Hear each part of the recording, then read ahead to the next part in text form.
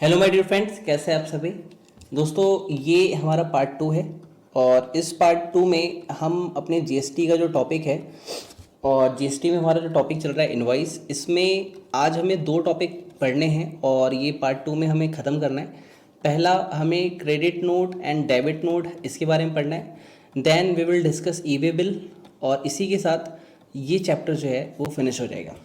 ठीक है sir, okay. Now my dear friend, we are starting. सबसे पहले क्वेश्चन हमारे पास है, sir credit note and debit note का मतलब समझाओ। सबसे पहले तो इसको जरा समझिएगा, शब्दों को पकड़िएगा। Credit note and debit note के बारे में क्या कह रहा है, सेक्शन 34 है। The relevant provision are discussed as under, कि ये जो प्रोविजन है मुझे जो आपको बताना है और जो आईसीआई और जो जीएसटी लॉ आपको बताना चाहता है वो बताया जा रहा है। Provision are discuss as under मतलब कि सारे प्रोविजन आपको डिस्कस करके बताए जाएंगे, जिसमें पॉइंट नंबर 1 देखना है आपको, 2 देखना है, 3 देखना है और उसके बाद 4 देखना है। तो सर ये पॉइंट नहीं है, एक्चुअली ये सबसेक्शन है। ठीक है, तो ये सेक्शन 34 के सबसेक्शन है। 34 subsection 1, subsection 2, subsection 3 and subsection 4। सबसे पहली बात है सर क्रेडिट नोट। ठीक है, क्रेडिट नोट क्या है? पहली चीज़ तो आपको इस टॉपिक को पढ़ने से पहली चीज़ पता होना चाहिए, credit note and debit note, आपका क्रेडिट नोट हो या फिर डेबिट नोट हो, both are point view of seller. कि ये हम सेलर के पॉइंट ऑफ व्यू से बात करते हैं, बायर के पॉइंट ऑफ व्यू से बात नहीं करते। यानी सेलर के एंगल से ही क्रेडिट नोट होता है, सेलर के एंगल से ही डेबिट नोट होता है। कब इसे इशू करना पड़ता है आइए देखते हैं। वेयर ए टैक्स इनवॉइस, जहां पर जो आपका टैक्स इनवॉइस है हैज बीन इशूड, आपने इशू कर दिया। किस लिए सर किया? इसलिए इशू किया क्योंकि हमने गुड्स दिया था या फिर सर्विस दिया था या फिर दोनों ही दिए थे, दोनों के रिलेशन में हमने इशू किया है। द टैक्सेबल वैल्यू और टैक्स चार्ज, कि जो भी टैक्सेबल वैल्यू थी, लेट सपोज 10,000 की सर्विस दी या फिर इसका अगर 18% टैक्स होता है तो इस पे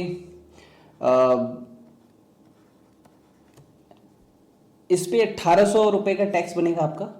तो मान लो अगर आपकी टैक्स वैल्यू ये और टैक्स चार्ज ये, in that tax invoice is found to be exceed the tax value, जिसमें टैक्स इनवॉइस में क्या पाया जा रहा है, the tax invoice is found to exceed the taxable value, कि जो टैक्स इनवॉइस है वो टैक्सेबल वैल्यू से ज्यादा है।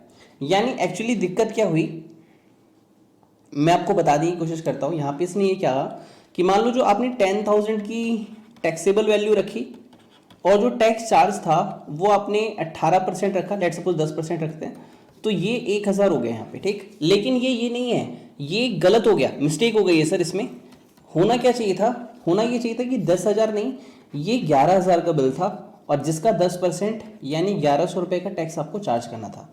कहने का मतलब क्या है, या तो वैल्यू कम चार्ज हुई या तो टैक्स कम चार्ज हुआ। यानी यहाँ पे 1,000 का डिफरेंस है और यहाँ पे 100 रुपये का डिफरेंस है। तो यही बताने की कोशिश की जा रही है कि आपने कम चार्ज कर लिया है यहाँ पे। Okay, where the good supplied are return by the recipient, या फिर दूसरा हो सकता है कि where the good supplied are return by the recipient, कि हमने जो सामान दिया था उसने वापस करवा दिया। सर कैसे वापस करवा दिया सर? लेट सपोज आपने 10 शर्ट्स भेजी थी। ठीक है, 10 शर्ट्स भेजी थी आपने, अब उसको भी 10 शर्ट्स मिली, लेकिन बाद में उसकी रिक्वायरमेंट नहीं रही, उसने क्या किया, 8 शर्ट्स एक्सेप्ट कर ली। एक्सेप्ट मतलब उसने रख ली, और जो 2 शर्ट्स हैं, 2 शर्ट्स जो हैं उसने क्या कर दी सर, रिटर्न कर दी। तो जब आपने 10 शर्ट्स का इनवॉइस बनाया था तो आपकी 10 शर्ट्स का इनवॉइस कितना था, 10 shirts, 1 shirt at the rate of you can say 1,000, तो मान के चलिए या फिर 2,000 रख लेते हैं, तो 20,000 का, ठीक है सर, आपका इनवॉइस बन गया, जिसका टैक्स बन गया आपका कितने का बन गया सर, 10% के हिसाब से 2,000। तो आपने ओवरऑल इनको इनवॉइस दे दिया था 22,000 का, लेकिन ये आपने 10 के हिसाब से दिया था। उसने कितने एक्सेप्ट किए, उसने एक्सेप्ट किए बस 8। यानी आपने क्या किया सर, यहाँ पे 2,000 है, यहाँ पे वो कह रहा है कि उसने रिटर्न कर दिया ना, तो आपने 2,000 के हिसाब से ये बनना कितने का चाहिए था सर, 16,000 का, और इस पर टैक्स कितना बनना चाहिए था सर, 1,600। तो देखो एक तो डिफरेंस ये आ गया और ये डिफरेंस आ गया 400 का, और यहाँ पे डिफरेंस आ गया 20,000 के अकॉर्डिंग 4,000 का। यानी 4,000 टैक्सेबल वैल्यू डाउन होगी, प्लस 400 जो है वो पता ही क्या हो रहा है sir, tax tax extra charge हो गया। तो ये क्या कह रहा है, ये इसको रिप्रेजेंट करने की कोशिश कर रहा है। कह रहे are return by the recipient, recipient ने सामान वापस कर दिया सर, ओके, वेयर गुड्स और सर्विस और both supplied are found to be deficient, कि भैया आपका कोई सामान उसे पसंद नहीं आया था, उसने वापस कर दिया। द रजिस्टर्ड पर्सन, लाइन क्या है सर, द रजिस्टर्ड पर्सन, जो रजिस्टर्ड पर्सन है, who has supplied such goods, जिसने ये गुड सप्लाई किया या फिर सर्विस दी या फिर जो भी किया, may issue to the recipient a credit note, तो इस केस में क्रेडिट नोट जो है वो इशू किया जाता है। तो आप क्या कहोगे, इस केस में क्रेडिट नोट इशू किया जाता है। सर कब किया जाता है, तो पहली चीज टैक्सेबल वैल्यू जो है, tax invoice is found to be exceed, कि जो टैक्स इनवॉइस था वो आपने ज्यादा चार्ज कर लिया, या फिर टैक्सेबल वैल्यू आपने ज्यादा चार्ज कर ली, या जो टैक्स पेबल है वो आपने ज्यादा चार्ज कर लिया। क्रेडिट नोट कब इशू किया जाता है, एक बार दोबारा से हो जाए मेरे साथ। इसमें आप क्या सीख रहे हो, आपने इसमें क्या कहा, दोबारा से सुनो, कि या तो आपने टैक्स इनवॉइस पे वैल्यू ज्यादा ले ली, ठीक है, या फिर दूसरे शब्दों में आप क्या कहोगे कि हमने टैक्स जो था वो ज्यादा पे कर दिया, या फिर गुड्स जितने का दिया था वो वापस हो गया, तो उस केस में क्रेडिट नोट जो है वो इशू होता है। Now we have a question again, sir एक बार दोबारा से बताओ, तो आप यहां पे लिखो issue of credit note. Credit note कब इशू होता है, आइए कंडीशंस हैं, मैं आपको चार्ट बनाने की कोशिश करता हूं जहां पे आपको ये समझ में आएगा। तो यहां पे एक अमेंडमेंट के साथ लाइन लिख रहा हूं, वेयर वन और मोर इन टैक्स इनवॉइस, कि हो सकता है एक ही इनवॉइस रेस किया हो, या हो सकता है एक से ज्यादा इनवॉइस रेस किया हो। वन और more tax invoice has been issued, कि आपने उससे ज्यादा के टैक्स इनवॉइस क्या किए हैं सर, इशू किए हैं, issued for supply of any goods और सर्विसेज और बोथ, ठीक है सर। जहां पे आपने एक या उससे ज्यादा टैक्स इनवॉइस क्या किया है, इशू किए हैं, सर्विस या गुड्स या किसी भी रिगार्ड में। तो अब यहां पे क्या कहा जा रहा है सर, पहला पॉइंट आपसे कहा जा रहा है कि टैक्सेबल वैल्यू है, टैक्सेबल वैल्यू इन इनवॉइस, जो आपकी टैक्सेबल वैल्यू थी इनवॉइस में वो ज्यादा है, ठीक है सर। मतलब आपने चार्ज कर लिया कितना, 10,000, कैसे सर चार्ज कर लिया, लेट सपोज 10 शर्ट आपने चार्ज कर ली एट द रेट 1000 के हिसाब से, ज्यादा कर लिया आपने, लेकिन होना कितना चाहिए था टैक्सेबल वैल्यू, तो टैक्सेबल वैल्यू होनी चाहिए थी, taxable value in respect of such goods service और बोथ, ये होनी चाहिए थी 8 शर्ट के हिसाब से, 8 शर्ट के हिसाब से इसकी वैल्यू होनी चाहिए थी 1000। तो ये क्या हो रहा है कि आपने वैल्यू ज्यादा चार्ज कर ली, ठीक है, लेकिन होनी कितनी चाहिए थी, कम। तो इस केस में जो 2 शर्ट का डिफरेंस है, ठीक है, 2 शर्ट का डिफरेंस यानी एट द रेट 1000 यानी 2000, इसका 2000 का क्रेडिट नोट इशू होगा, credit note shall be issue, इस केस में क्रेडिट नोट जो है वो इशू हो जाएगा। ओके माय डियर फ्रेंड, यहां पे आपको समझ में आ गया, गुड। नाउ ये पहला केस हो गया। नाउ मुझे दूसरा आपको क्या सिखाना है, ये हो गया टैक्स वैल्यू। अब इसी का भाई ये टैक्स वैल्यू है, अब मैं आपसे कहूंगा टैक्स चार्ज्ड। अब यहां पे अगर मैं 10%, 10,000 का 10% लेता हूं तो ये कितना होता है सर, ये होता है आपका 1000, ठीक है। और यहीं पे ये 8 शर्ट का कितना होता है 8000, और ये क्या है सर, ये होता है 800, यानी आपने टैक्स ज्यादा चार्ज कर लिया। यहां पे क्या हो गया, टैक्स इज चार्ज, और कितना चार्ज कर लिया सर आपने, एक्स्ट्रा चार्ज कर दिया, टैक्स चार्ज्ड इन इनवॉइस, आपने जो टैक्स चार्ज किया इनवॉइसेस में वो ज्यादा चार्ज कर लिया। होना कितना चाहिए था, तो टैक्स जो एक्चुअली चार्ज था, टैक्स जितना पेबल था, पेबल कितना है सर 800, आपने चार्ज कर लिया 1000, तो आपने ज्यादा चार्ज कर लिया। तो इस केस में क्रेडिट नोट इशू होगा, कितने अमाउंट का सर, 200 का क्रेडिट नोट जो है वो इशू हो जाएगा, ठीक है। और इन दोनों के लिए कुछ बातें और एड ऑन की गई कि ऐसा कब होगा, तो ऐसा होने के चांसेस भी बताए गए हैं, या फिर आप ये कह लो और चीजें बताई गई हैं। क्या बताया गया सर, बताया गया sir where goods supplied are return by the recipient, तो आप ये कह सकते हो गुड्स और सर्विसेज आर रिटर्न, उसने वापस कर दिया सर बाय, किसने सर, रिसिपिएंट, जिसने सर्विस आपसे या गुड्स आपसे लिया था। या फिर एक केस और ऐड किया गया यहाँ पे, क्या ऐड किया गया कि गुड्स और सर्विस और बोथ आर फाउंड, क्या फाउंड किया गया है सर, डिफिशिएंट, इसको डिफिशिएंट पाया गया है। ठीक है सर हमें समझ में आ गया। तो सर अब इस केस में क्या होगा सर, इन सभी केसेस में ओवरऑल एक ही बात निकल के आती है कि क्रेडिट नोट आप इशू कर सकते हो। यहां पे क्या होगा, मे इशू आप क्या इशू कर सकते हैं सर, वन और more credit note for supplies made in financial year. Okay sir, ठीक है सर, ओके सर ये समझ में आ गया हमें। ओके तो सर ये अमेंडमेंट पता है क्या आई थी इस बार वाली, आप सुनोगे तो आप खुद कहोगे कि सर ये तो बहुत बच्चों वाली अमेंडमेंट है। अमेंडमेंट यहाँ पे यही कहा गया था, वन और मोर क्रेडिट और debit note can be issued. जैसे अब यहाँ पे लॉ जब आप देखोगे यहाँ पे ऊपर, तो यहाँ है वेयर अ टैक्स इनवाइस, ठीक है, तो अ टैक्स इनवाइस नहीं होगा, वेयर वन और मोर टैक्स इनवाइस हो जाएगा यहाँ पे, ठीक है, ये यहाँ पे वन और मोर हो जाएगा। उसी तरीके से यहाँ पे वेयर अ टैक्स इनवाइस है, तो यहाँ पे आप कह दोगे वेयर वन और मोर टैक्स इनवाइसेस। ओके तो सर हमें ये वाला पॉइंट समझ में आ गया, गुड। आइए सर अब क्वेश्चन है sir, return given in return, आपको क्रेडिट नोट की जो डिटेल्स हैं, जो जानकारी है वो रिटर्न के अंदर देनी पड़ेगी। 34(2) ये कहता है, तो वो ये बताएगा कि क्रेडिट नोट कौन से गुड्स और कौन से सर्विसेज के रिलेशन में था, क्या डिक्लेरेशन उस रिगार्डिंग दी आपने क्रेडिट नोट में, क्या अमाउंट मेंशन किया, कौन से मंथ को बिलोंग करता था। आपको रिटर्न्स वगैरह में एनुअल रिटर्न में बात बतानी पड़ेगी, विच एवर इज जो अर्लियर होगा वो आपको बताना पड़ेगा। मतलब वो क्या कह रहे हैं यहाँ पे कि आप यहाँ पे थोड़ा सा ध्यान देना है, मैंने थोड़ा जल्दबाजी में बोल दिया, थोड़ा सा ध्यान देना है यहाँ पे।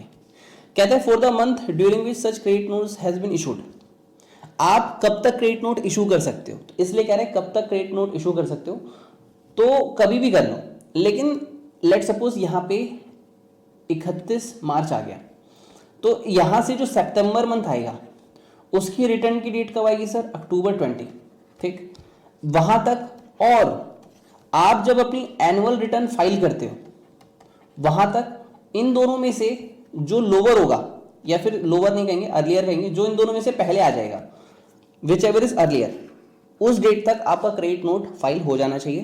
तो इसको एमसीक्यू में आप पूछ सकते हो, ठीक है, या 2 से 3 नंबर का केस स्टडी बन सकता है कि क्रेडिट नोट अलाउ करना है, बताओ सर कब करेंगे, तो आप इसका आंसर दोगे अर्लियर जो होगा उस बेसिस पे होगा।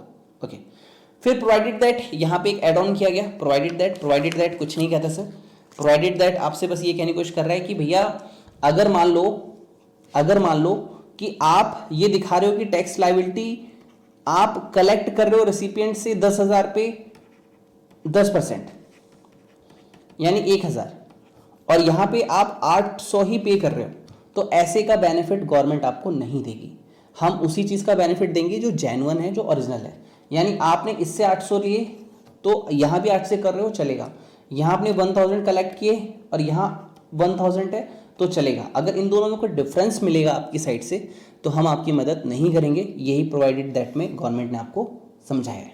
ओके नाउ डेबिट नोट कब इशू होता है सर, तो यहां पे क्या कहा जा रहा है, अभी तक हमने क्या देखा था कि ये 10,000 था और ये 8,000 था, ठीक है, लेकिन ये वाला साइन था, अब साइन ये ना होके ये हो जाएगा कि भैया इनवाइस जो है आपका इशू होना चाहिए था इस पे, लेकिन आपने बस इतना ही चार्ज किया, आपने कम चार्ज किया है। डेबिट नोट कब इशू होता है, जब आपने कम चार्ज किया है, या फिर टैक्स आपका होना चाहिए था 1000 लेकिन एक्चुअली आपने बस 800 ही दे रखा है। जब आप कम चार्ज करते हो तो उस केस में क्या होता है कि आप डेबिट नोट इशू कर सकते हो। ठीक है सर हमें भी पढ़ा दो सर, हम भी समझ लें। हाँ सर पढ़ते हैं। कहता है द टैक्सेबल वैल्यू और tax charge in that tax invoice is found to be less than the taxable value और टैक्स पेबल जैसा अभी हमने पढ़ा था उसी अकॉर्डिंग अगर मैं आपको बताऊं तो टैक्सेबल वैल्यू, ठीक है सर, कहां पे sir, of such supply, taxable value of such supply, उस सप्लाई की टैक्सेबल वैल्यू, या फिर ऐसे मत बोलो, इसे टैक्सेबल वैल्यू इन इनवॉइस लिखो आप, टैक्सेबल वैल्यू इन इनवॉइस, जो इनवॉइस है उसमें जो टैक्सेबल वैल्यू है वो लेस देन है किससे sir, taxable value of supply. Supply में सर सारी चीजें आ गई, गुड्स, सर्विस और बोथ। मतलब ये क्या हो रहा है इस केस में कि ये आपने 8,000 ही लिखा लेकिन ये होना चाहिए था 10,000। ओके, दूसरा केस क्या है सर, आपका टैक्स होना चाहिए था 1,000 लेकिन यहाँ पे 800, तो ये हो गया टैक्स चार्ज और ये हो गया टैक्सेबल वैल्यू। ठीक है, तो इस केस में हम क्या इशू करते हैं, डेबिट नोट। तो आई थिंक ये वाली बात भी आपको क्लियर हो गई। फिर पॉइंट नंबर 4 वही है कि भैया यहाँ पे सबसे पहली बात, यहाँ नो लिमिट है, no limit. Sir no limit क्यों है सर, इस पे कोई लिमिट इसलिए नहीं लगाई दी गई क्योंकि गवर्नमेंट का यहाँ फायदा होगा, कभी भी आप टैक्स पे करोगे तो गवर्नमेंट को इससे बेनिफिट होता है, इसलिए गवर्नमेंट ने आपसे कुछ भी यहाँ पे टाइम लिमिट नहीं लगाई है। ओके, तो आपको डेबिट नोट कौन सी गुड्स कौन सी सर्विस के रिगार्डिंग है ये बताना पड़ेगा, और यहाँ पे आपको डेबिट नोट रिटर्न में पूरा बताना पड़ेगा कौन सा है, कौन से मंथ का है वो भी बताना पड़ेगा, डेबिट नोट यहाँ पे आपको देना पड़ेगा। उसके बाद वो कह रहे हैं आप एडजस्ट करवा सकते हो जैसा भी टाइमिंग आपको ठीक लगेगा तब, और डेबिट नोट आप इशू करोगे जिसपे सप्लीमेंट्री कोई इनवॉइस है वो भी डेबिट नोट का पार्ट माना जाएगा, आप अपनी जीएसटी की रिटर्न में उसको बता देना। तो 1 और more credit note debit note issue होता है, ये मैंने आपको समझा दिया पहले। और यहाँ पे इसने बोला है कि सर कंटेंट क्या होंगे क्रेडिट नोट और डेबिट नोट के, तो सर ये 2 स्टार टॉपिक है, एक बार देख लेना आप। कहता है नेम, एड्रेस, जीएसटीआईएन और सप्लायर की डिटेल्स होगी, नेचर होगा डॉक्यूमेंट का, कंसेक्यूटिव सीरियल नंबर होंगे सारे, डेट ऑफ इशू कब का है वो आप बताओगे, नाम क्या है, एड्रेस क्या है, जीएसटीआई का, यूएन क्या है रिसिपिएंट का वो भी आप बताओगे, रिसिपिएंट एड्रेस क्या है डिलीवरी का वो भी बताओगे, सीरियल ए और डाटा एस सारी चीज़ें आप बताओगे उसमें, कौन से इन्वाइसेस से कौन से बिल से आप मैच करा रहे हो वो भी बताओगे, टैक्सेबल सप्लाई क्या थी, सर्विसेज क्या थी, गुड्स क्या था, टैक्स रेट क्या था, अमाउंट टैक्स क्या था, सारी चीज़ें बताओगे। सिग्नेचर दोगे डिजिटल सिग्नेचर कि भैया सप्लायर जी अनऑथराइज चीज़ें यहाँ पे नहीं होंगी, जो भी चीज़ें होगी वो जो ट्रू ऑनर होगा उसकी परमिशन के साथ होगी। फिर सर एक छोटा सा यहाँ पे प्रोविज़न ऐड किया गया है ई वे बिल से पहले, क्या कहता है जरा ध्यान से सुनेगा कि भैया आप प्रोविज़न है अनऑथराइज कलेक्शन ऑफ टैक्स, कि यार तुम जीएसटी में रजिस्टर्ड भी नहीं हो और फिर भी तुम टैक्स क्लेम कर रहे हो, या फिर दूसरी बात क्या है कि टैक्स ज़्यादा कलेक्ट कर रहे हो। लेट सपोज जीएसटी में कोई बंदा है ही नहीं, 10,000 का सामान बिका और 10% का टैक्स ले लिया और आपसे ओवरऑल 11,000 चार्ज कर लिए, तो उसने कहा ये गलत बात है। दूसरी बात कि 10,000 का है और हम आपसे 28% टैक्स चार्ज कर रहे हैं, यानी मैंने आपसे 12,800 चार्ज कर लिया, तो ये भी गलत बात है। जो जेन्युइन रेट है उसी पे टैक्स होना चाहिए और जो जेन्युइन अमाउंट है उसी पे टैक्स चार्ज होना चाहिए। जो भी चीज़ें कर रहे हो उसका प्रॉपर टैक्स इनवॉइस और डॉक्यूमेंट आपके पास होना चाहिए। ये यहाँ पे एक छोटा सा पॉइंट यहाँ पे ऐड ऑन किया गया है। अगर आईसीआई चाहे तो इससे केस स्टडी आपसे पूछ सकती है। Okay,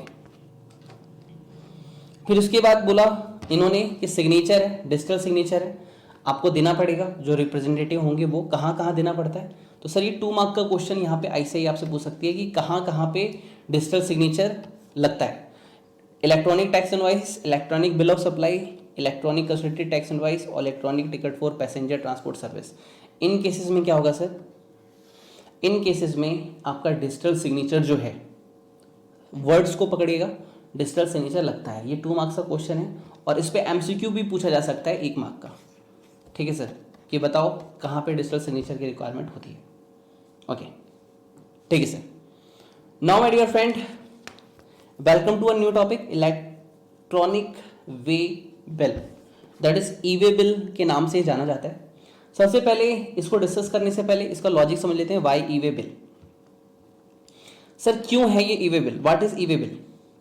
a e way bill is received or a document issued by the carrier giving details, instruction relating to the shipment of a consignment of goods and यहाँ पे क्या लिखा गया साथ में, सर सर्विस क्यों नहीं है? अरे भैया तुम ट्रक में सर्विस ले जाओगे क्या, ये ट्रक में गुड्स ले जाओगे, सर गुड्स ले जाऊंगा, इसलिए यहाँ सर्विस नहीं है। ओके, तो डिटेल्स में क्या क्या होगा सर, कंसाइनर का नाम, कंसाइनी का नेम, पॉइंट ऑफ ओरिजिन, कहाँ पे ले जाना है, छोड़ना कहाँ पे है, कहाँ पे मंजिल है उसकी, किस रास्ते से जाएगा, ये सारी चीज़ें यहाँ पे होती है। सर समझ में आ रहा है, लेकिन थोड़ा सा ना इससे मोहब्बत नहीं बढ़ रही सर, थोड़ा सा इसमें डिटेल डालो तो सर, थोड़ा सा इसमें इंटरेस्ट क्रिएट करो। सर देखो आप समझो, लेट सपोज यहाँ पे आप ये मान के चलो कि मेरी जीएसटी की बुक आनी है सर, कितनी आनी है सर, सर 500 आनी है सर, ठीक है।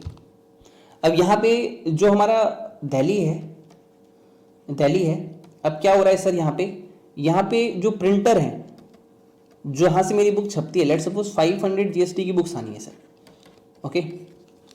अब क्या होना है कि ये बुक्स मेरे जो ऑफिस है वहाँ पे, ये जहाँ से शिपमेंट होती है वहाँ पे इसको ड्रॉप करना है। तो ये जो प्रिंटर वगैरह जो होता है ये लोग ओखला से करते हैं, मैनेजर से। अब ये मेरा जो ऑफिस है वो दिल्ली एनसीआर में पड़ता है सर, ठीक है।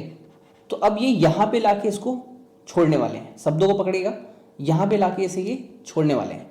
नाउ अब क्या होगा कि ये 500 किताबें हैं सर, तो 500 किताबें लाना एक्चुअली हैवी पड़ जाता है। तो ये क्या करते हैं, इन्होंने एक ऑटो कर दिया या फिर ट्रक कर दिया, ठीक। तो ये ट्रक वाला क्या होता है, यहाँ से ले आके यहाँ पे छोड़ देता है। लेकिन दिक्कत क्या आती है, बीच में हमारे भाई साहब आते हैं, गब्बर सिंह, वो बोलते हैं इसमें क्या ले जा रहे हो भाई, ये ड्राइवर है, ठीक है, ये रहा आपका ट्रक और ये रहे भाई साहब, ठीक है, ड्राइवर जी, ठीक, ये ड्राइवर इसमें बैठा हुआ है। वो उसने पूछा क्या ले जा रहे हो, सर मैं जीएसटी की बुक ले जा रहा हूँ। सर कितने की ले जा रहे हो, सर 500 यूनिट्स ले जा रहा हूँ। ओके सर, इसमें कितनी वैल्यू है सर इसकी, सर 500 यूनिट्स के हिसाब से अगर ये बुक 500 की है तो सर कितना हो गया, आप ही जोड़ लीजिए, ये हो गया सर 2,50,000। ओके सर, किसने बनाया, तो सर लेट सपोज यहाँ पे है प्रिंटमैन कंप्यूटर जो है उन्होंने इसको बना दिया सर, ठीक है।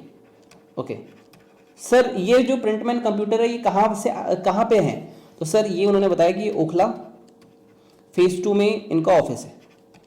अच्छा सर, इनका जीएसटीआई नंबर क्या है, तो यहाँ पे इनका जीएसटीआई नंबर जो है वो आ जाएगा, इनका फ़ोन नंबर क्या है वो आ जाएगा। अच्छा भाई, तुम किसे देने जा रहे हो, सर जो एक ऑफिस है सर हम वहाँ पे छोड़ने जा रहे हैं। किसका ऑफिस है, सर ये विनीत सर का ऑफिस है। अच्छा सर, इनवॉइस पे नाम क्या है, तो इनवॉइस पे जो नाम है वो है सर CA ड्रीमर्स दी एवेंजर। ओके सर, लोकेशन क्या है, तो लोकेशन है सर 121,003। ओके सर, कितने का unit, sir same unit same माल।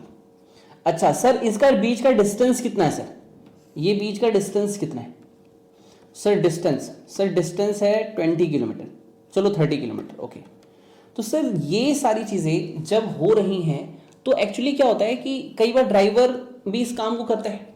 अभी आप पढ़ोगे मेरे साथ, कई बार ये जो सप्लायर है यहाँ पे इस केस में ये भी करते हैं, कई बार ये ऑफिस वाले जो हैं, जो रेसिपिएंट हैं इस समय, वो लोग भी करते हैं। लेकिन क्वेश्चन ये है कि एक बार अगर ये चीज़ होती है तो जेन्युइन लगता है। अब मान लो इस 30 किलोमीटर में पुलिस वाले मिल गए इन्हें 10, यहाँ पे, और सबको 15 मिनट लगते हैं सर बताने में। तो 15 मिनट यहाँ पे डिटेल दी, 15 मिनट यहाँ पे दी, 15 मिनट यहाँ पे दी, 15 मिनट यहाँ पे दी, 15 मिनट यहाँ पे दी, 15 मिनट यहाँ पे दी। उन्होंने बोला भैया 30 किलोमीटर देने में तुझे 4 घंटे लगने चाहिए, तूने 2 दिन क्यों लगा दिया भाई, वाई यू स्पेंडिंग 2 days। तो फिर ड्राइवर ने कहा कि सर मुझे पुलिस वाले रोक लेते हैं। तो फिर हम लोगों ने मोदी जी से बात की और मोदी जी ने ई-वे बिल कंडक्ट कराया। मोदी जी क्या कहते हैं कि ये जो सारी डिटेल है ना, ये जितनी भी डिटेल्स हैं आपकी, आप ये सारी डिटेल हमारी वेबसाइट पे एक बार डाल दो सर, ठीक है। और वेबसाइट पे कोई भी डाल सकता है, सप्लायर भी कहीं डाल सकता है, रेसिपिएंट भी डाल सकता है, और जो ट्रक ड्राइवर है वो भी चाहे तो इस केस में यहाँ पे अपलोड कर सकता है इन चीज़ों को, डिटेल्स को। बट इसके पास अथॉरिटी होनी चाहिए। एक बार अपलोड कर दो, फिर आपके पास ना आपकी गाड़ी में हम एक चीज़ ऐड कर देंगे। क्या है सर वो, एक छोटी सी चीज़ है सर, वो उसको यहाँ पे ऐड कर देंगे। तो जो भी लोकेशन से आप गुजरोगे वो हमें पता चलता रहेगा। और दूसरी चीज़, एक बार यहाँ पे स्कैन होता है, ठीक है, जैसे बार कोड्स होते हैं वो अपनी मशीन से इसको स्कैन कर लेता है और स्कैन करके उसे 1 सेकंड में पता चल जाता है कि ओवरऑल डिटेल क्या है। तो इससे क्या होता है, ये ओवरऑल इसलिए क्या गया ताकि टाइम सेव हो और गुड्स की मूवमेंट का एग्जैक्ट ओवरव्यू मिलता रहे, इसलिए इस चीज को यहां पे इंट्रोड्यूस किया गया। सर ये बेसिक आपने बड़ा अच्छा बता दिया और हमें समझ में भी आ गया, लेकिन अब बुक से पढ़ा दो सर, बुक से एक बार रीडिंग करवा दो तो हमारा काम बन जाए। तो सर देखो ई वे बिल के लिए खासा बताऊंगा, इसमें क्या है, ये 80-20 प्रिंसिपल्स के अकॉर्डिंग पढ़ना है हमें। कुछ बातें रिपीटेटिव है, कुछ बातें नहीं है, जैसे नॉलेज आपने अभी ले ली मेरे से 5 मिनट में, लेकिन कुछ चीज़ें मुझे पढ़नी है, कुछ चीज़ें आपको पढ़नी है, कहीं पे डबल रीडिंग देनी है, कहीं पे सिंगल रीडिंग देनी है।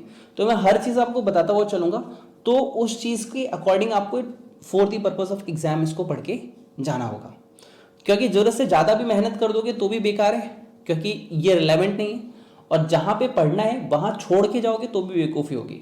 तो हम for the purpose of exam इसको प्रॉपर तरीके से पढ़ने वाले हैं।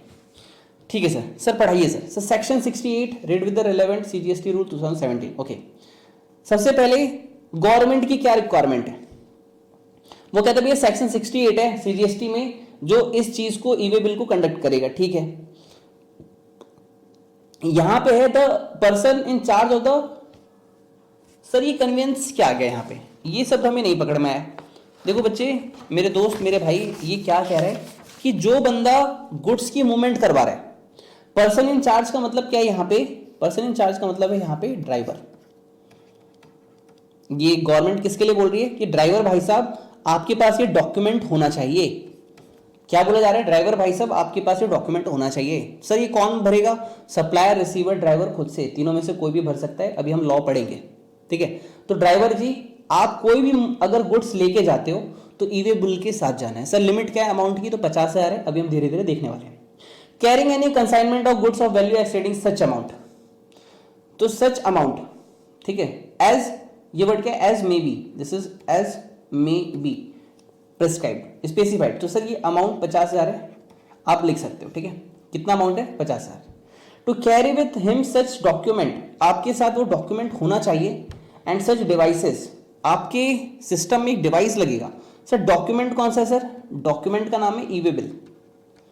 ई वे बिल आपके पास होना चाहिए, और आपकी जो गाड़ी है, ट्रक है, उसमें एक RF सच डिवाइस, डिवाइस का नाम है सर RFID। RFID नाम का एक ट्रैकर आपके लोकेशन को ट्रेस करने के लिए लगाया जाएगा, जिससे हमें पता चलेगा कि आप कौन से गुड्स से क्या ले जा रहे हो, ला रहे हो। ओके ठीक है सर। सर ये एग्जाम के लिए रिलेवेंट है, बिल्कुल नहीं सर, बस नॉलेज लेते जाओ, मैं बता दूंगा क्या एग्जाम के लिए पढ़ के जाना है। नाउ इलेक्ट्रॉनिक वे बिल, यानी ई वे बिल का मतलब बताया इन्होंने दोबारा से, इज अ कंप्लायंस मैकेनिज्म, कि सर हम ना आपके थ्रू कंप्लायंस करवाना चाहते हैं। मैंने कहा करवा लो sir. Wherein by way of a digital interface, मतलब पुलिस वाले नहीं रोकेंगे अब आपको, आप वेबसाइट पे सबमिट कर दो, पुलिस वाले आपको डिस्टर्ब नहीं करेंगे।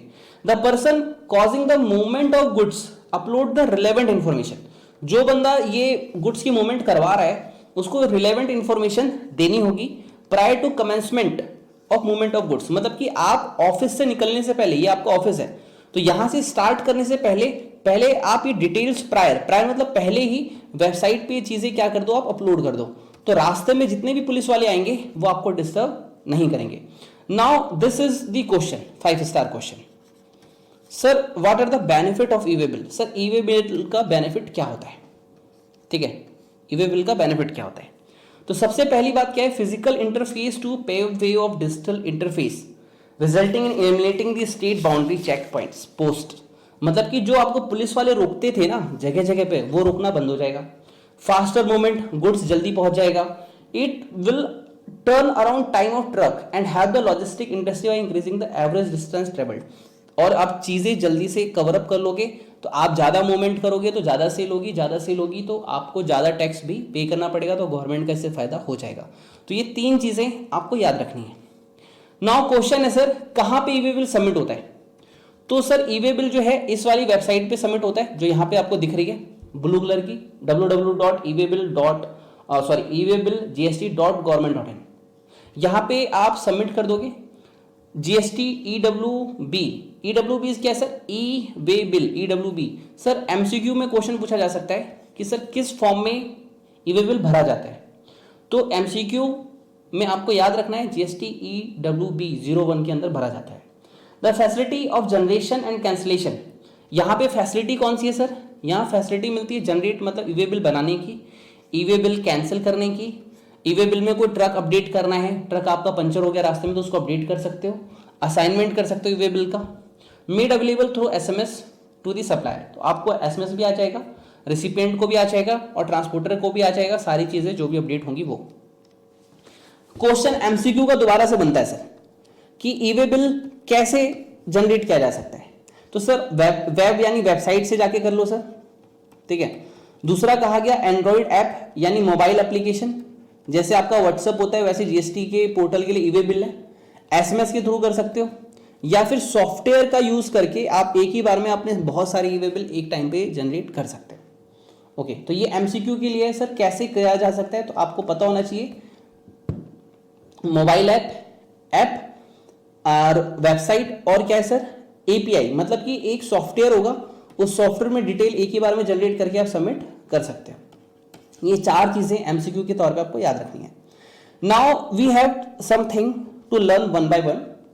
क्वेश्चन है ई वे बिल प्रोविजन जो है कंटेन करता है सारी चीजें हमें बताओ। क्वेश्चन है when is e way bill required to be generated, कि ई वे बिल कब जनरेट करना पड़ता है, तो सबसे पहले आपको याद रखना है कि जब वैल्यू आपकी 50,000 को क्रॉस होगी, ठीक है। इन रिलेशन टू सप्लाई, कब, जब आप सप्लाई करोगे।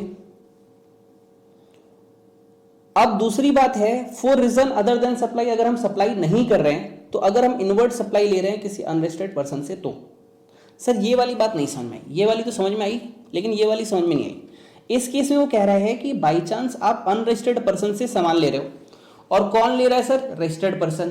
तो 9(4) आपने मेरे साथ पढ़ा था, 9(4) में आपने यही पढ़ा था कि अनरजिस्टर्ड से अगर कोई रजिस्टर्ड पर्सन सामान लेता है तो रेसिपिएंट जो होगा वो आरसीएम के अंदर, रिवर्स चार्ज मैकेनिज्म के अंदर काम करता है, रिटर्न फाइल करता है। तो वही वो कह रहा है कि अनरजिस्टर्ड पर्सन से आप सामान ले रहे हो, तो जो इनवर्ट सप्लाई आपने ली है इसके ऊपर जो रेसिपिएंट होगा वो इस केस में ई वे बिल जनरेट करेगा। सर एमसीक्यू के लिए है, ध्यान से इस लाइन को याद रखेगा।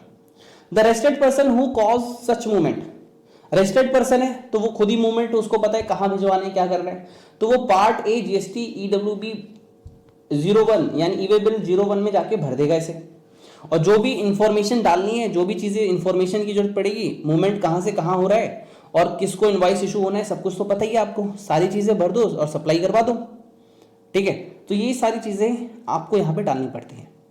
तो इससे दो क्वेश्चन निकल के आए। अभी आपने इसे क्या सीखा पॉइंट नंबर 1 से, पॉइंट नंबर 1 कहता है या तो सप्लायर भरेगा अगर वो रजिस्टर्ड है, तो अगर अनरजिस्टर्ड है सप्लायर तो इन दिस केस आरसीएम के अंदर जो रेसिपिएंट ऑफ गुड्स होगा वो इसे भरता है। सर क्या भरना होता है, याद रखिएगा पार्ट ए ऑफ जीएसटी ईडब्ल्यूबी 01 ये आपको भरना पड़ता है, और कब भरना पड़ता है, before commencement of such movement. Okay, question है who causes movement of goods, क्या है sir question, who causes movement of goods.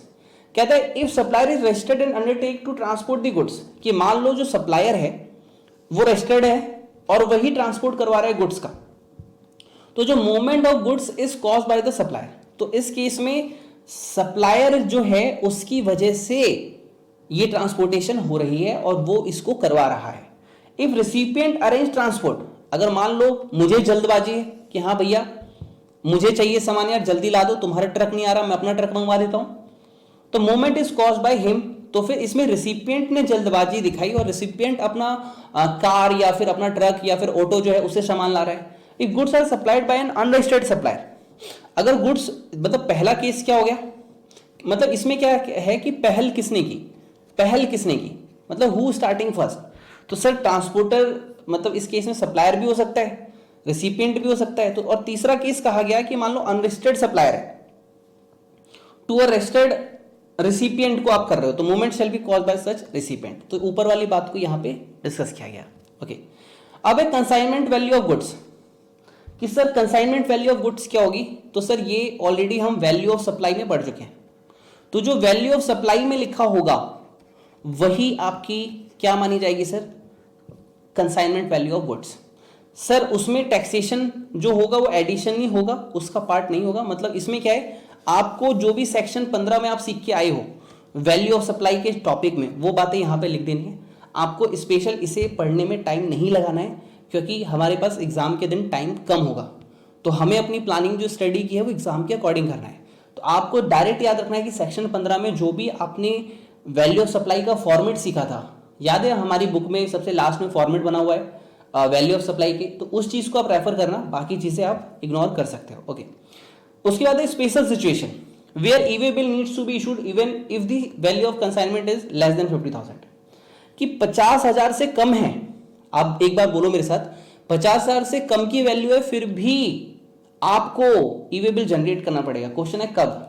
पहली सिचुएशन है जब इंटर स्टेट का क्या मतलब होता है सर? इंटर स्टेट का मतलब बताओ सर पहले आप मुझे। Sir within a two state or between a two states. Sir मुझे मतलब चाहिए, फटाफट बताओ। तो सर यहां पे क्या कह रहा है, गुड्स ट्रांसपोर्ट हो रहा है प्रिंसिपल से किसको सर? जॉब वर्कर को। जॉब वर्कर क्या होता है कि वो कुछ अपना इंटेलिजेंस लगा के, जैसे दीवार में कुछ फिटिंग करनी है, कुछ अलमीरा बनाना है, कुछ भी ऐसा कर रहा है, ठीक है। तो इस क्वेश्चन में, इस केस में वो हमसे ये पूछ रहा है कि बताओ इस केस में क्या होगा। तो वो क्या कह रहा है, where goods are sent by principal located in one state or union territory to a job worker located in any other state, ठीक है सर। इंटर वर्ड क्या है सर यहाँ पे? इंटर मतलब होता है बिटवीन टू स्टेट्स, यानी दिल्ली से हरियाणा। तो यहाँ पे हरियाणा में मैं हूं, दिल्ली में वो है। मैंने अपनी जो बुक प्रिंट आउट करवाई थी, तो वो कह रहा है कि अगर इंटर स्टेट है और आप प्रिंसिपल और जॉब वर्कर का रिलेशन रखते हो, शब्द याद रखना, अगर इंटर स्टेट है और प्रिंसिपल और जॉब वर्कर का रिलेशन आप रखते हो और वैल्यू ऑफ सप्लाई अगर 50,000 से कम है तो भी ईवे बिल जनरेट करना पड़ेगा। दूसरा इन्होंने कहा इंटर स्टेट है, यानी between two states, Delhi Haryana Punjab, मतलब अलग अलग स्टेट्स में। तो हैंडीक्राफ्ट गुड्स जो होगा, जो कि एग्जाम्प्ट था, उसे भी ईवे बिल जो है वो मेंटेन करना पड़ेगा। एग्जाम के लिए कितनी लाइनें याद रखनी है मैं लिटरली बता रहा हूं, एग्जाम के लिए आपको जो याद रखना है मैं मार्क कर देता हूं। पहली चीज, कंसाइनमेंट 50,000 से कम है, इंटर स्टेट हो रहा है सर, और principal to job worker. Inter state हो रहा है सर हैंडीक्राफ्ट गुड्स का, तो इस केस के अंदर 50,000 से कम की वैल्यू होने के बाद भी आपको ईवे बिल जनरेट करना पड़ेगा। सर एमसीक्यू में पूछा जा सकता है, सर केस स्टडी में पूछा जा सकता है। एमसीक्यू प्लस केस स्टडी इसके बेस पे बन सकते हैं। ओके सर, नाउ अब है sir e way bill to ship to model. अब इस मॉडल को देखो, आपने पढ़ा नहीं है, मैं पढ़ाने की कोशिश करता हूं आपको। यहां पे देखो बात क्या है, जरा ध्यान से सुनिएगा। यहां पे एक बंदा ए है, एक बी है, एक सी है। सी ने बोला कि सर मेरे को जीएसटी के ना बुक चाहिए। किससे बोला सर? ए से। ए कौन है सर? एक शॉपकीपर है, ठीक है, लेकिन शॉपकीपर के पास बुक नहीं थी। उसने बी यानी वीएम सर को कांटेक्ट किया। अब वो क्या कह रहे हैं कि मिस्टर बी, वीएम सर आप ना सी को जीएसटी की बुक डिस्पैच करवा दो। मैंने कहा ठीक है करवा देंगे। और यहां पे क्या हो रहा है, ए जो है आप मुझे कह रहा है कि भैया आप जीएसटी की बुक उसको भिजवा दो, ठीक है। और सी ने ऑर्डर किसको दिया था? ए को। तो इस केस में क्या होता है, बिल कोई और बना रहा है, सप्लाई कोई और दे रहा है, नाम किसी और का है और रिसिपिएंट कोई और है। तो इस केस को bill to ship to model कहते हैं। यानी सी को डायरेक्ट अगर मुझसे कोई करता तो कोई टेंशन ही नहीं थी, लेकिन वो मेरे से नहीं ले रहा क्योंकि उसको पता ही नहीं है कि विनीत सर की बुक है। तो वो क्या कर रहा है, वो ए को ऑर्डर कर रहा है, ए मुझे कह रहा है और मैं सी को दे रहा हूं। This is called bill to ship to model. ये क्या कहता है, in a bill to ship to model of supply there are 3 person हो गए sir, A B and C. A is the person who has order B to send the goods directly to C. मतलब A ने B से कहा कि भाई तुम सी को बुक भिजवा देना। B is the person who is sending the goods directly to C। यहाँ पे B विनीत मिश्रा सर है जो C को जीएसटी की बुक भेज रहे हैं। किसके बिहाफ पे? A शॉपकीपर के बिहाफ पे। C is the recipient of goods। In the complete scenario, अगर हम इस पूरी बात को अगर समझ पाते हैं तो दो सप्लाई हो रही है इसके बीच में, एक B to A और A to C। तो इस चीज के लिए कहा गया है कि 2 टैक्स इनवॉइस यहाँ पे बनाने पड़ेंगे। एक जो B है वो A को भेजेगा कि भाई मेरे को 500 रुपए दे यार, बुक के 500, ठीक है। और यहाँ पे ए जो है वो सी को कहेगा भाई हमें 700 रुपए दो, हमने तुम्हारी बुक अवेलेबल करवा दी। तो जो भी होगा वो आपस में देख लेंगे। It is clarified by CGST rule. और ये सारी बातें कहाँ पे बताई गई थी? प्रेस रिलीज डेट में सारी बातें बताई गई थी। नाउ हमारे पास अगला पॉइंट है कि क्या क्या इंफॉर्मेशन ई वे बिल में होनी चाहिए। तो सर देखो, दो बातें हैं, मोटा मोटा मैं आपको बताता हूं। दो बातें हैं, एक है part A, part B. Part A में जो डिटेल्स होती है वो ट्रांसपोर्टर एंड ट्रांसपोर्टी की होती है। सॉरी, पार्ट ए में जो डिटेल होती है वो सप्लायर और रिसिपिएंट की होती है, जिसमें सप्लायर का जीएसटी नंबर, रिसिपिएंट का GST number, place of delivery, मतलब दोनों की चीजें, दोनों का जीएसटी, दोनों का डिटेल्स, दोनों का प्लेस ऑफ डिलीवरी, दोनों का पिन कोड क्या है, दोनों का टैक्स इनवॉइस क्या है, बिल ऑफ सप्लाई क्या है, डिलीवरी चलान क्या है, बिल ऑफ एंट्री क्या है, कौन से नंबर का बिल है, किस डेट में इशू हुआ, वैल्यू ऑफ गुड्स क्या है, एचएसएन कोड क्या है, रीजन क्या है, क्यों ट्रांसपोर्ट हो रहा है, ये सारी चीजें पार्ट ए में आती है। तो मतलब पार्ट ए, तो आप पार्ट ए को पता है कैसे याद रख सकते हो। पार्ट ए में आप बोलोगे details of supplier and recipient, इनकी सारी डिटेल आएंगी। क्या क्या डिटेल है सर? तो सर जीएसटीआई नंबर हो गया, ठीक है, एचएसएन कोड हो गया, ठीक है सर, प्लेस ऑफ डिलीवरी हो गया, पिन कोड हो गया, ये सारी डिटेल्स उनकी वहां पे आती है। पार्ट बी में आती है सर ट्रांसपोर्टेड की डिटेल्स, कि भैया एयरवे है, रेलवे है, लैंडिंग नंबर क्या है, गुड्स रिसीप्ट नंबर क्या है, व्हीकल नंबर क्या है, ठीक है sir. In case of transfer by road है तो क्या, कौन सा ट्रक है, कौन सी गाड़ी है, कौन सा ऑटो है, तो ये सारी चीजें इसके अंदर हमें बतानी पड़ती है। अब यहां पे हाउएवर करके एक पॉइंट ऐड किया गया, however information in part A में बी फर्निश्ड। कौन फर्निश कर सकता है सर? सर ट्रांसपोर्टर खुद से भी फर्निश कर सकता है, अगर आपने उसको पावर दे रखी है तो। ई कॉमर्स ऑपरेटर भी कर सकता है सर। ई कॉमर्स ऑपरेटर कब कर सकता है? जब मान लो लेट सपोज मैं 70,000 की OnePlus की टीवी मंगा रहा हूं, ठीक है, तो इस केस में Amazon जो है वो ई वे बिल इशू कर सकता है। तो ये यहां पे बताने की कोशिश यहां पे की गई है। Okay, now he is mandatory required to generate e way bill. किस किस बंदे को 100% ई वे बिल लेना ही पड़ेगा, जनरेट ही करना पड़ेगा? तो इसमें 3 पॉइंट है जो बताए गए हैं। Where the goods are transported by registered person, जब रजिस्टर्ड पर्सन करेगा। दूसरा, where e way bill is not registered by the registered person and the goods and are handed to the transporter for the transportation by goods by road. तीसरा, where the goods are transported by railway और by air or vessel. तो सर अब इस जगह आप पक्का मेरे से कहोगे कि सर समझ में आया नहीं, आपने पढ़ा दिया, ये वाला थोड़ा हमें आराम से बताओ, दिमाग में थोड़ा सा जाना तो चाहिए। बिल्कुल सही, ये पॉइंट पढ़ लो, ठीक है। और इसमें जो अदर इंपॉर्टेंट पॉइंट है, ये वाला जो है, इसको एक बार सेल्फ रीडिंग दे देना, बस सेल्फ रीडिंग, ठीक है, बट एक बार देना, ऐसा ना हो कि दो ही मत। अब ऊपर वाली बात को ध्यान से सुनना, क्योंकि हो सकता है जल्दबाजी में बात मिस हो जाए आपके माइंड से, तो मैं चाहता हूं कि आप पूरा ध्यान से सुनो। आइए सर पॉइंट नंबर ए की बात करते हैं। पॉइंट नंबर ए है, कहता है where the goods are transported by a registered person. Registered person कर रहा है sir. Where as a consignor, recipient as the consignee, whether, sir अब वर्ड क्या है यहाँ पे?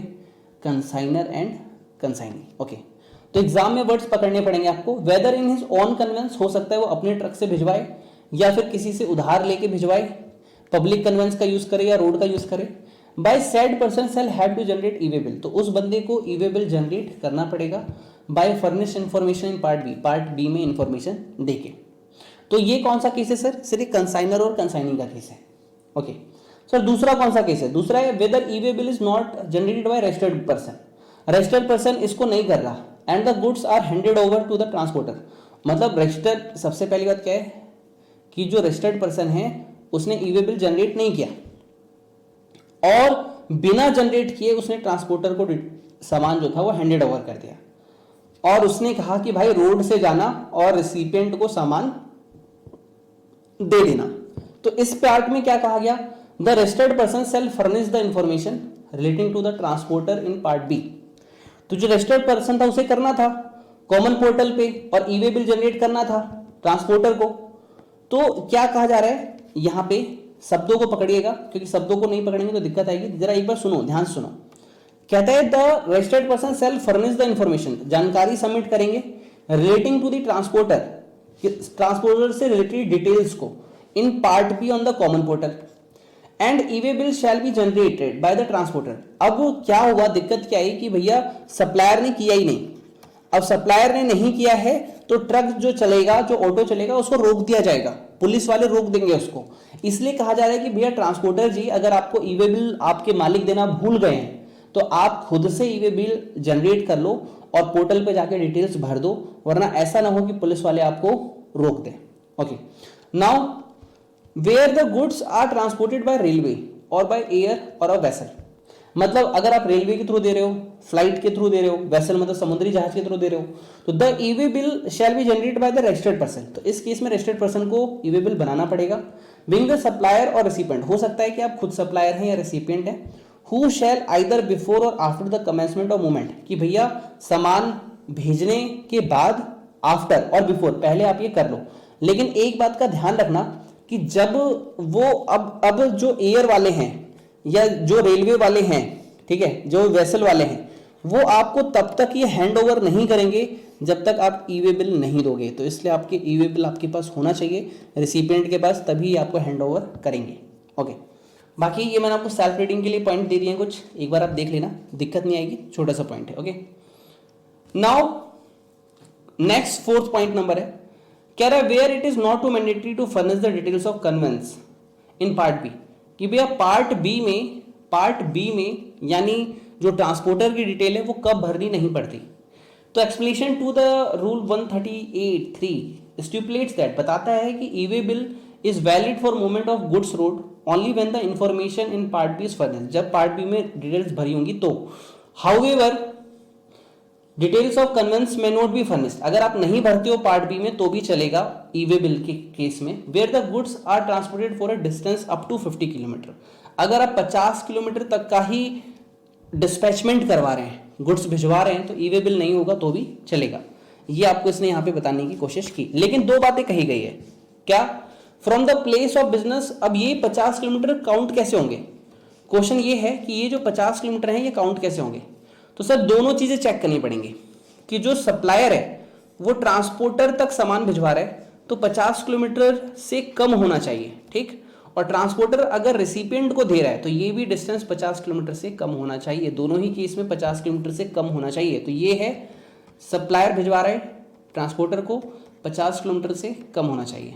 अगर ट्रांसपोर्टर भिजवा रहा है रेसिपिएंट को तो इस केस में भी 50 किलोमीटर से कम होना चाहिए, इस चीज़ का ध्यान रखना पड़ेगा। फिर यहाँ पे इन्होंने बताया कि यूनिक ई वे बिल नंबर यहाँ पे इस केस में मिलता है जब ई वे बिल जनरेट होता है। अब 6 पॉइंट है सर, 6 पॉइंट क्या हो रहा है? 6 पॉइंट क्या हुआ है मैं आपको पैराग्राफ की थ्रू नहीं समझाता, मैं आपको एक एग्जांपल देता हूँ, आपको क्लियर हो जाएगा।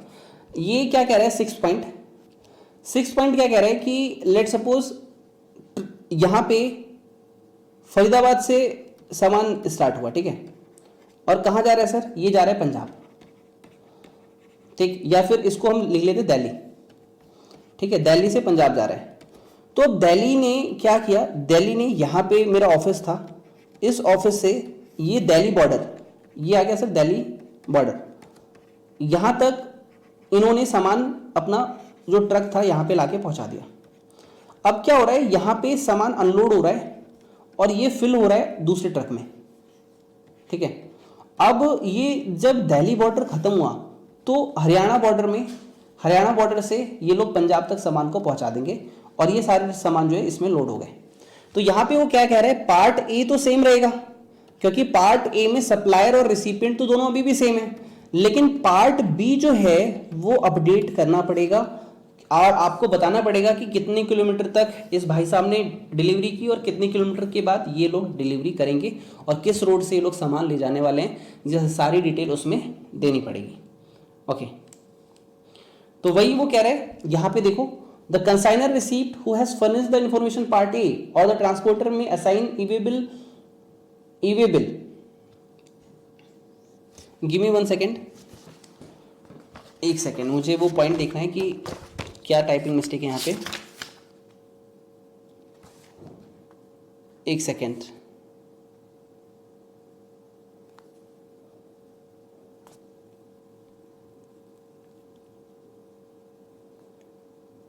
अच्छा ये एक्चुअली इन्होंने मिस्टेक क्या की है कि ई वे बिल है, ठीक है, e way bill number to another state enrolled transporter for updating the information in part B. तो वही वो कह रहा है कि जब यहाँ पे आपका ट्रक चेंज हुआ, ठीक है, ट्रक आपका चेंज जब हो रहा है, ठीक है सर, तो इस केस में आप जो ट्रक चेंज हुआ उसकी इन्फॉर्मेशन पार्ट बी में अपडेट कर देंगे। ये यहाँ आपको बताने की कोशिश की गई है और ये आपका मेन है जो आपको दिमाग में रखना है। वो डायग्राम जो मैंने बनाया उसको आप बना लेना और इस एग्जाम्पल को एक बार पढ़ लेना, आपको क्लियर हो जाएगा। ओके सर, नाउ कंसोलिडेटेड ई वे बिल। कंसोलिडेटेड ई वे बिल का मतलब क्या है कि जो बंदा ट्रक लेके जा रहा है वो सिर्फ ऐसा नहीं है कि वो आप ही का ट्रक लेके जा रहा है या सिर्फ उसके ट्रक में आपका ही सामान है। तो यही वो कहा उसने कि मान लो ये बंदा जो जा रहा है, ठीक है, दिल्ली से पंजाब जा रहा है, हो सकता है इस पे राम का भी सामान हो, श्याम का भी हो, सीता का भी हो, गीता का भी हो, हनुमान का भी हो, सबका सामान है। तो कह रहा है वो सबके बिल रखेगा और एक कंबाइंड बिल बना के बता देगा कि हमारे ट्रक में ओवरऑल इतने की वैल्यू ऑफ गुड्स रखे हुए हैं और उस पर इतना टैक्स पे हो रखा है। तो इसको कहा जाता है कंसोलिडेटेड ई वे बिल। एक बार आप सेल्फ रीडिंग दे देना, मैंने आपको मीनिंग इसका बता दिया कि आप क्या करोगे, जीएसटी EW02 के अंदर आप एक कंसोलिडेटेड बना सकते हो कि मेरे पास टोटल इतना सामान रखा हुआ है। ओके, नाउ पॉइंट नंबर 7 के बाद 8 है। 8 कहता है कि जो आपने ई वे बिल बनाया है ना, ठीक है, जो आपने ई वे बिल बनाया था अभी, the information furnished in part A जो आपने भरी है अभी, e way bill shall be made available to the registered supplier on the common portal who may utilise the same for furnishing the details in GSTR1। जिसमें आपने GSTR1 भरी है वो सारी डिटेल्स उसमें होनी चाहिए। और अगर आपने अनरजिस्टर्ड से लिया है तो रिसिपिएंट को ये सारी फॉर्मेलिटी करनी पड़ेगी। मतलब वो ये कह रहा है कि जो भी आपने ई वे बिल के थ्रू सामान भेजा है ना, उसका आपको रेफरेंस देना पड़ेगा। रेफरेंस किस में देना पड़ेगा सर? GSTR1 में। यानी आपकी जो आउटपुट सप्लाई है, जो आपकी फॉरवर्ड सप्लाई है, उसकी डिटेल्स आपको देनी पड़ेगी। ये आपको यहाँ पे बताने की कोशिश की जा रही है। ओके, अब एक कैंसिलेशन ऑफ बिल कि आप कब तक ई वे बिल कैंसिल कर सकते हो। तो वो ये कहता है कि अगर आप कैंसिल करना चाहते हो तो 24 घंटे के अंदर कैंसिल कर लेना। लेकिन दूसरी बात वो ये भी कह रहा है कि आपको कैंसिल नहीं करने दिया जाएगा अगर गुड्स आपके ऑफिस से निकल चुका है और सप्लायर के पास पहुंचने वाला है। यानी ऑफिस से निकल चुका है तो आप कैंसिल नहीं कर सकते, लेकिन आपने जनरेट कर लिया है, 24 घंटे तक ट्रक रेडी नहीं हो पाया है, तो 24 घंटे के अंदर आप इसे कैंसिल कर सकते हैं। Okay, now my dear friend, यहाँ पे बोला गया है ई वे बिल कितने दिनों तक वैलिड रहेगा। तो वो ये बोलता है कि अगर 100 किलोमीटर तक है तो आपका ई वे बिल 1 दिन के लिए वैलिड है। अगर 100 किलोमीटर से ज़्यादा है तो आपका लेट सपोज 150 किलोमीटर है, तो 150 किलोमीटर है तो आपको 2 दिन मिल जाएंगे। सर 250 किलोमीटर है तो 3 दिन मिल जाएंगे। तो ये उसने कहा 1 एडिशनल डे इन केसेस। अब यहाँ पे एक वर्ड आता है ओवर डायमेंशनल कार्गो।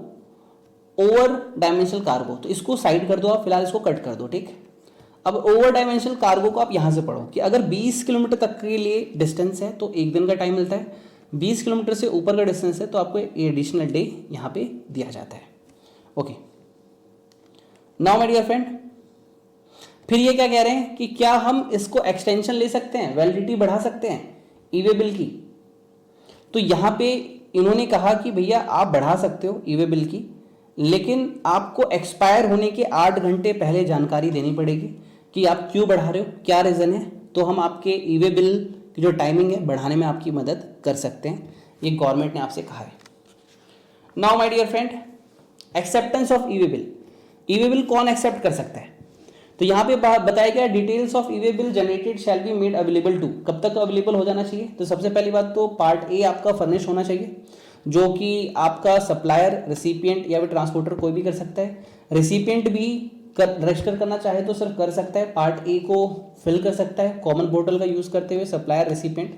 मतलब वो क्या बोल रहा है इसको जरा समझो। वो ये कह रहा है ई वे बिल एक्सेप्ट कौन करेगा? तो सप्लायर ने अगर जनरेट किया पार्ट ए को तो रेसिपिएंट या ट्रांसपोर्टर करेगा। अगर रेसिपिएंट ने पार्ट ए को अपडेट किया तो सप्लायर या ट्रांसपोर्टर उसको एक्सेप्ट करेगा। ये आपसे कहा जा रहा है यहाँ पे, ठीक है। और यहाँ पे क्या लिखा गया है कि in case person to whom the information in part A is made available, जिसको ये अवेलेबल करवाना था, जिसको ये मिलना था, does not communicate his acceptance या फिर रिजेक्शन। मतलब अगर वो हाँ भी नहीं कहता और ना भी नहीं कहता, it shall be deemed that he has accepted the said details, कि भैया हम ये मान लेंगे कि वो एक्सेप्ट कर रहा है और वो 100% एग्री कर रहा है कि अच्छा आप सामान ले आओ, ठीक है। तो इसके लिए ओवरऑल उसको 72 घंटों का समय मिलता है कि भैया आप कॉमन पोर्टल में जाके एग्री कर लो, नहीं करोगे तो आपकी टाइम ऑफ डिलीवरी और 72 घंटे विच एवर जो अर्लियर होगा हम ये मान लेंगे कि आप रेडी हो उस सामान को एक्सेप्ट करने के लिए, क्योंकि आपको मैसेज आया, आपको ईमेल आया, आपको साइट डिटेल गई, तो आपको उसे हाँ करना पड़ेगा या ना करना पड़ेगा, या तो 72 घंटे या डिलीवरी होने से पहले, विच एवर इज जो अर्लियर होगा आप रिस्पॉन्स दे दो। रिस्पॉन्स नहीं दोगे तो you shall be liable to accept it. Okay, उसके बाद वो क्या कह रहे हैं कि e way bill generated in one state is one state, give me 1 second, e way bill generated in one state is valid, this word is valid, इसको आप वैलिड कर लीजिएगा, valid. E way bill generated in one state valid in another state. वो ये कह रहे हैं कि अगर मान लो ई-वे बिल है, आप लेके जा रहे हो, जाओ, हम मना नहीं कर रहे आपको, लेकिन हम आपसे यही कह रहे हैं कि एक जगह जो ई-वे बिल आपने जनरेट किया है स्टेट में, वो दूसरे स्टेट में भी वैलिड रहेगा, कोई आपको रोकेगा टोकेगा नहीं। नाउ क्वेश्चन एक हमारे पास, situation where e way bill is not required, कहाँ ई-वे बिल की जरूरत नहीं है, जैसे एलपीजी गैस है, ट्रांसपोर्ट कर रहे हो, जरूरत नहीं है, केरोसिन ऑयल है, ट्रांसपोर्ट कर रहे हो, जरूरत नहीं है, पोस्टल बैगेज है, डिपार्टमेंट ऑफ पोस्ट है, तो भैया जरूरत नहीं है, नेचुरल या कल्चर्ड पेयर्स आप ट्रांसफर कर रहे हो, जरूरत नहीं है, ज्वेलरी है, गोल्ड स्मिथ्स के सामान है, उस पर जरूरत नहीं है ई-वे बिल की, करेंसी है, जरूरत नहीं है, पर्सन है, हाउस होल्ड इफेक्ट्स ले जा रहा है ला रहा है, घर के सामान है, जरूरत नहीं है, ठीक है, अनवर्कड है या वर्कड कॉरल है, तो इसमें भी ई-वे बिल की जरूरत नहीं है। सर ये 5 स्टार है सर, थोड़ा सा याद रखना, ऐसे क्वेश्चन पूछ सकते हैं यहाँ से। नाउ यहाँ पे कुछ हाईलाइट कर लो, नॉन मोटराइज कन्वेंस है, ई-वे बिल की जरूरत नहीं है, एयरपोर्ट है, एयर कार्गो है, ठीक है, कस्टम पोर्ट है, ई-वे बिल की जरूरत नहीं है, डी ऑयल्ड केक है, इसे एक्सेप्ट रखा गया, यानी इस पे जीएसटी की जरूरत पड़ जाएगी, ई-वे बिल की जरूरत पड़ेगी, यहाँ पे इसको इग्नोर कर दो, इसको कट कर दो, एग्जाम के लिए याद भी नहीं रहेगा आपको ये, ठीक है, आप इसको इग्नोर कर दो, बहुत ज़्यादा लंबी लिस्ट है, इसको इग्नोर कर दो और कोशिश करो। जैसे यहाँ पे लिखा है वेयर द गुड्स और ट्रांसपोर्टेड अल्कोहलिक लिक्विड, ठीक है, तो इसमें भी ई-वे बिल की जरूरत नहीं है। Where the supply of goods transported is stated no supply under schedule 3, schedule 3 में अगर सप्लाई ही नहीं मानते तो ई-वे बिल की जरूरत नहीं है, ठीक है। बाकी ये सारी चीज़ें एक बार सेल्फ रीडिंग कर लेना, हो जाएगा आपका सेल्फ रीड, ठीक, okay. Now document and device to be carried by a person in charge, तो भैया क्या क्या डॉक्यूमेंट आपके पास होने चाहिए जब आप ट्रांसपोर्टेशन कर रहे हो, तो भैया इनवॉइस होना चाहिए, बिल ऑफ सप्लाई होना चाहिए, डिलीवरी चालान होना चाहिए, जो भी आपको इशू हुआ है सप्लायर की साइड से वो होना चाहिए, और आपकी जो गाड़ी है उसमें RFID जो फ्रिक्वेंसी सेटर है, जो ये बताएगा लोकेशन क्या है आपकी, रेडियो फ्रिक्वेंसी आइडेंटिफिकेशन डिवाइस, वो उसमें लगा होना चाहिए, ठीक है सर, ओके।